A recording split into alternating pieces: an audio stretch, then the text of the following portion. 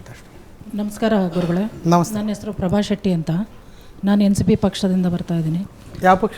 NCP, National Congress Party, Rashtravadi Congress Party, Ajit Pawar ಅವರ ಬಣದಲ್ಲಿ. ಈಗ 700 ವರ್ಷದಿಂದ ಮುಸಲ್ಮಾನರು ನಮ್ಮನ್ನೆಲ್ಲ ಆಳಿದ್ದಾರೆ. ಆಗ ನಮ್ಮಲ್ಲಿ ದಾರುಲ್ ಇಸ್ಲಾಂ ಮತವನ್ನು ತರಲಿಲ್ಲ. ಈ ಒಂದು ನಡವಳಿಕೆಯಲ್ಲಿ ಇಸ್ಲಾಮನ್ನು ತರಲಿಲ್ಲ. ಈಗ ಬಂದು ನೀವು ಹೇಳ್ತಾ ಇದ್ದೀರಾ ಈಗ ಮತಾಂತರವನ್ನು ತಡೆಗಟ್ಟಲಿಲ್ಲ ಅಂತ ಹೇಳಿದ್ರೆ ಮಠಗಳ ಮೇಲೆ ಹಸಿರು ಧ್ವಜ ಅಂತ ಹೇಳಿಕೆ ಕೊಟ್ಟಿದ್ರಿ. ಇದು ತುಂಬ ಗಂಭೀರವಾದಂಥ ವಿಚಾರ. ಯಾಕೆ ಈಗ ಈ ಆತಂಕ ಯಾಕೆ ನಿಮಗೆ? ಒಂದು ನಿಮಿಷ, ನಾನು ಇನ್ನೊಂದು ಸ್ವಲ್ಪ ರೀಫ್ರೇಸ್ ಮಾಡ್ತೀನಿ ನಿಮ್ಮ ಪ್ರಶ್ನೆಯನ್ನು. ತುಂಬ ಜನ ಕೇಳ್ತಾರೆ, ಸ್ವಾಮೀಜಿ ನೀವು ಆಡಿರುವ ಮಾತುಗಳು ಇಸ್ಲಾಮೋಫೋಬಿಕ್ ಮಾತುಗಳು ಅಂತ, ಇಸ್ಲಾಮಿನ ಬಗ್ಗೆ ಭಯವನ್ನು ಹುಟ್ಟು ಹಾಕುವಂಥ ಮಾತುಗಳು ಅನ್ನೋದೊಂದು ಅಭಿಪ್ರಾಯ. ಒಂದು ವೇಳೆ ಮುಸ್ಲಿಮರಿಗೆ ಇಡೀ ಭಾರತವನ್ನು ಕನ್ವರ್ಟ್ ಮಾಡಬೇಕು ಅನ್ನೋ ಉದ್ದೇಶ ಅಷ್ಟೇ ದೊಡ್ಡದಾಗಿದ್ದಿದ್ರೆ 700 ವರ್ಷ ಆಳ್ವಿಕೆ ಮಾಡುವಾಗಲೇ ಮಾಡಿಬಿಡ್ತಿದ್ರು. 700 ವರ್ಷಗಳ ಇಸ್ಲಾಮಿಕ್ ಆಳ್ವಿಕೆಯ ನಂತರ ಕೂಡ 80% ಹಿಂದೂಗಳು ಹೆಂಗೆ ಉಳ್ಕೊಳ್ಳೋದಕ್ಕೆ ಸಾಧ್ಯ ಭಾರತದಲ್ಲಿ? ಹೌದಾ? ಇದೇ ಪ್ರಶ್ನೆನ ಮಾಡೋದಿದ್ರೆ ಆವಾಗಲೇ ಮಾಡ್ತಿದ್ರು.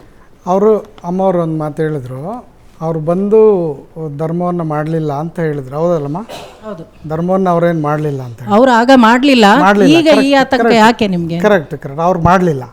ಅವ್ರು ಮಾಡಿಲ್ಲ ಅಂದಮೇಲೆ ಈಗ ಉತ್ತರ ಭಾರತದಲ್ಲಿ ಅನೇಕ ದೇವಸ್ಥಾನಗಳ ಮಸೀದಿಗಳನ್ನು ಉತ್ಖನನ ಮಾಡುವಂಥ ಸಂದರ್ಭದಲ್ಲಿ ಸಿಗುವಂಥ ಶಿವಲಿಂಗಗಳು ಎಲ್ಲಿ ಹೇಗೆ ಬಂದು ಹೋಗು?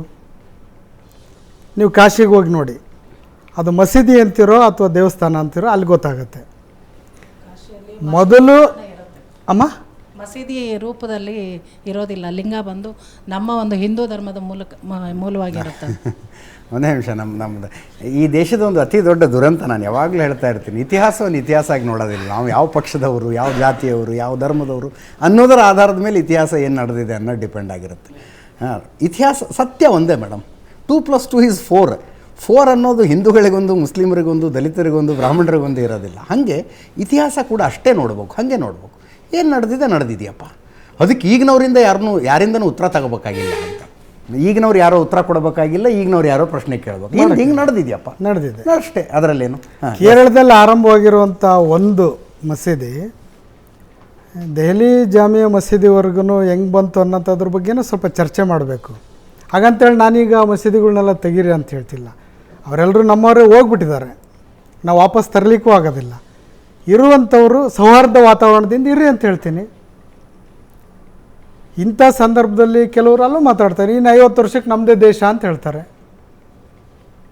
ಅವಾಗ ಈ ಕಡೆನೂ ಮಾತಾಡ್ತಾರೆ, ಆ ಕಡೆನೂ ಮಾತಾಡ್ತಾರೆ. ಇದ್ರ ಬಗ್ಗೆ ನಿಮ್ಮ ಕ್ರಿಯೆಗಳು, ಪ್ರತಿಕ್ರಿಯೆಗಳು, ಇದು ಪ್ರಜಾಪ್ರಭುತ್ವ ವ್ಯವಸ್ಥೆನಲ್ಲಿ ಏನು ಬೇಕಾದ್ರೂ ಮಾತಾಡ್ಬೋದು ಅನ್ನೋದಕ್ಕೆ ಭಾಳಷ್ಟು ಜನ ಮಾತಾಡ್ತಿರ್ತಾರೆ. ನಾವು ಅವ್ರ ಥರ ಮಾತಾಡೋದಕ್ಕಾಗೋದಿಲ್ಲ.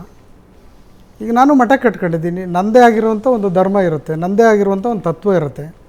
ನೀವೆಲ್ಲರೂ ಕೂಡ ನನ್ನ ಮಠದಲ್ಲಿ ಇರಬೇಕನ್ನುವಂಥ ಅಪೇಕ್ಷೆ ನಂದಾಗಿರುತ್ತೆ. ನೀವೆಲ್ಲರೂ ಎಲ್ಲರೂ ಒಂದೊಂದು ಧರ್ಮಕ್ಕೆ ಸೀಮಿತವಾಗಿ ಹೋದಾಗ ನಾನೊಬ್ಬನೇ ನನ್ನ ಮಠ ಕಟ್ಕೊಂಡು ಎಲ್ಲಿರ್ತೀನಿ ನಾನು? ನಾಳೆ ನಿಮ್ಮ ನಂತರ ನನ್ನ ಮಠದ ಮೇಲೂ ಸಹಜವಾಗಿಯೇ ಇನ್ನು 50 ವರ್ಷದ ಮುಂದಿನ ಒಂದು ದೂರದೃಷ್ಟಿಕೋನದಲ್ಲಿ ಯೋಚನೆ ಮಾಡಿದಾಗ ನಾನು ಹೇಳಿದ ಸತ್ಯ ಅನ್ನಿಸ್ಬೋದು ಮುಂದೆ, ಆದರೆ ಇವತ್ತದು ಕಾರ ಅನ್ನಿಸ್ಬೋದು ಅಂತ ನನ್ನ ಅನಿಸಿಕೆ.